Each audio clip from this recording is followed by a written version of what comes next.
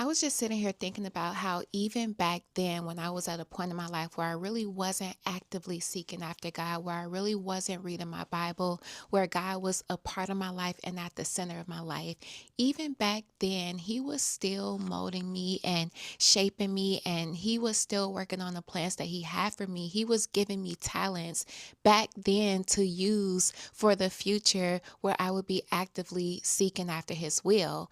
And I was just thinking how back in college, that was probably the time of my life where I was trying to figure out my relationship with Christ, but I still prioritized other things. I prioritized fun, I prioritized the world. But I remember when I was in college and I was picking my classes, you know how you have those core classes where you need to have for your degree, but then there's all these other classes that you could just take for the fun of it to just get your degree.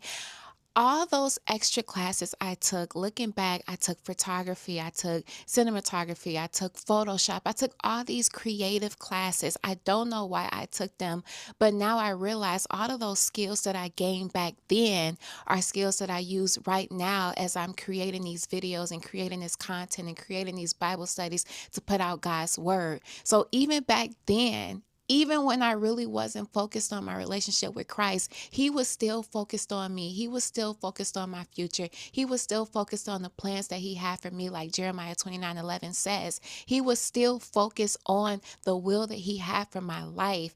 And that's just so amazing that God is literally the foundation of our lives. He is there at all times, even when we don't think that He's there. He's doing things, He's working out situations and ways even when we can't understand what is happening and we're in the midst of it.